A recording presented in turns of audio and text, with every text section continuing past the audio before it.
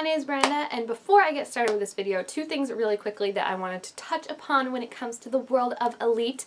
One, Netflix actually just released some viewership data for the show, and they said that it was viewed by more than 20 million people, I believe, in the first 4 weeks, which is really, really good. And they also pointed out how a lot of the actors in it have become like superstars overnight. Like their Instagrams are all like within like the millions now and stuff like that. So that was really, really exciting to see that it's as successful as you want a show to be for something to get picked up for more seasons potentially. Secondly, going off of that, they just started filming season 2, it looks like. I follow a couple of the cast on Instagram, and it does look like they've been kind of back hanging out all together and stuff like that. And they also, Netflix, I think, themselves released a little teaser kind of showing these 3 new characters that are going to be introduced in the second season, and they look really interesting so far. One of them is actually some famous dude that I don't know, but like people are like, this is famous, this is a famous person.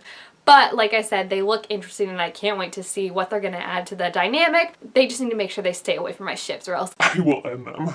So much happened in this episode, guys. My head was spinning. This is the penultimate episode before the season finale, before Marina's murder, so obviously so much crap is going on. Even in the beginning of the interrogation scene, when they were talking to all the students, you all saw them being like, it was just a cacophony of different various terrible things that when you put them all together, boom, it's gonna explode, and it did, and have deadly consequences.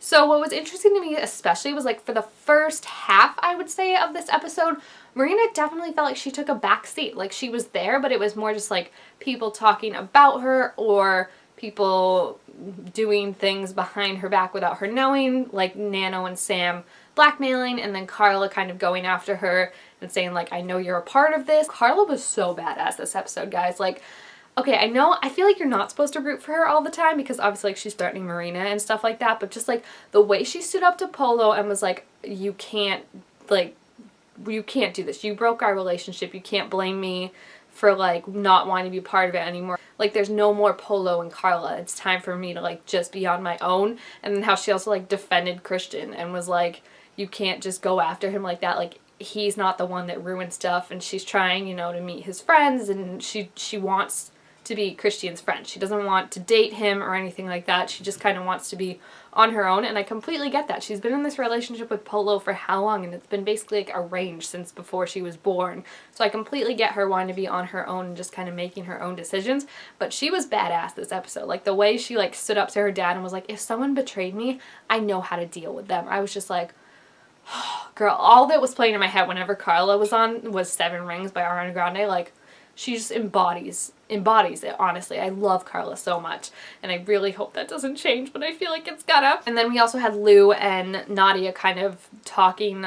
It was weird. It was weird because I was like, wait, is this like a moment where we're like actually acknowledging respect for each other? Because like Lou still sucks and still says some pretty racist things, but like the way she was saying, like, with Nadia, like, we're similar, like, we don't stop till we get what we want and stuff like that. That's a song, isn't it? Anyway, how they, like, they never settle. They always want more and stuff like that. But just the way when Nadia was like, oh, like, I'm being pulled out of school, like, I can't get the scholarship either. And then Lou was like, interesting, I guess it'll go to Marina then. And, like, saying, like, she played us both. I was just like, yeah, she kind of did. Like, I don't think she intentionally did, but it's just kind of like it all seems to go Marina's way in a way, you know, even though we know that's not the case. When she was confronted by her dad and her mom and Carla's dad and Guzman, I was just like, oh girl. And when she was like told him she was pregnant and it was Nano's, I was like, shut your mouth, like you shouldn't be saying all this. Like I feel like had she just kept some of that more quiet, because now they know like she's gonna potentially run away, they know like she's pregnant, all this stuff,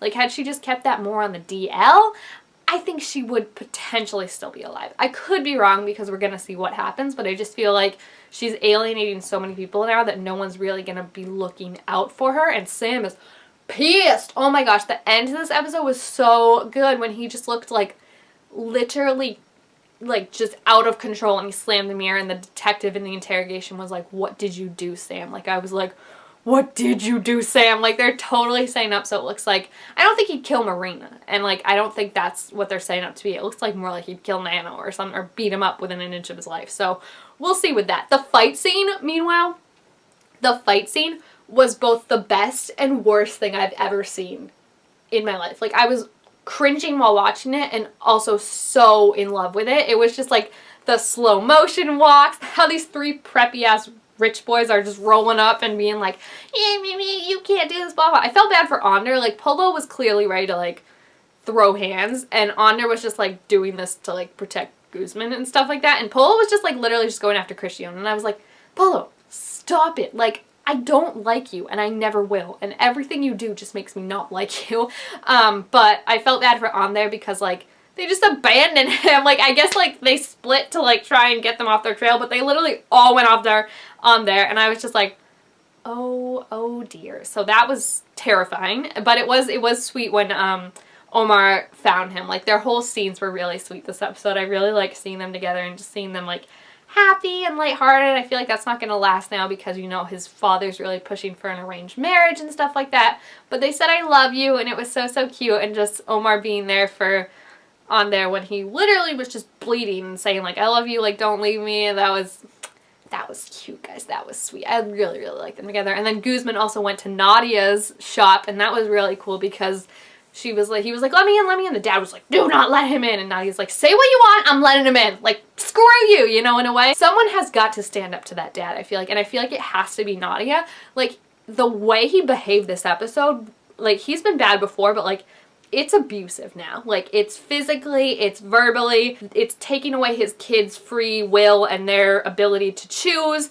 And the way he, like, grabbed her and dragged her out of the classroom and stuff like that, when Guzman stood up and was like, don't touch her, I was like, but then also, like, Onder went after too, which was really cute because I feel like he likes her, you know, in like a that's my boyfriend's sister protective kind of way, you know, and like I feel like he also likes her because she's an awesome person, you know, but it was just cute that he went to protect her too and stood up and was trying to defend her. Like, I like that it was Onder and Guzman because it was like, this is the man that's kind of ruining the lives of both of the people they love, like each of the love of their lives, so it was really sweet to see them, but I just feel like someone's got to stand up to him. It's unacceptable at this point. I won't even be mad next season if something happens where, like, maybe Nadia stands up to him or something and Omar and her move into, like, Guzman's house or Onder's house or something. Like, just get out of that house. Like, they have friends who are super rich and have so many apartments now, so just find a new place to live. Even if they crash at Sam's, like, they just need to get out of that situation. It's not good and it's not healthy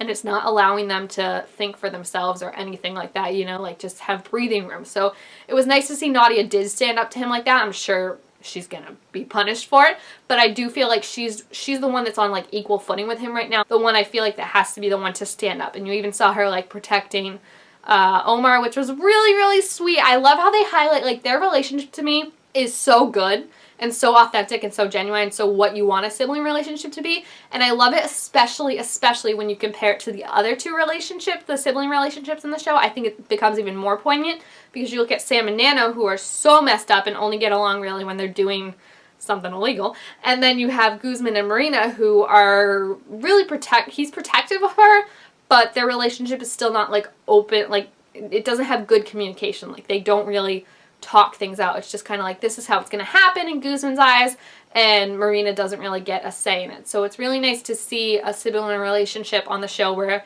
it's equally beneficial for both of them. They look out for each other, and, you know, Nadia instantly, like, at first she was like, can't you just, like, do this arranged marriage? And when she saw that, like, it was literally going to break him and how much he loved Onder, like, that's when she realized, like, okay, I gotta help him. So we'll see for the second season how that goes. I just really want someone to stick up to her dad because it's not good. And I knew as soon as Onder's mom started being like, you know, like, the school can offer her stuff, I was like, he's not gonna like it the way you're framing it. It's frustrating to watch because, you know, I just want to help her, but it's a tough situation, you know, and hopefully we'll learn more about her sister in the second season, I'm really hoping, but just something that can get them out of that situation, because it's just, there's no way Nadia can be with Guzman, there's no way Omar can be with Onder as long as the dad is around. So we'll see. If you have seen this episode though, please feel free to leave your thoughts about it down below in the comments. Also make sure this video got a thumbs up if you enjoyed it, and I will see you guys next time. Bye!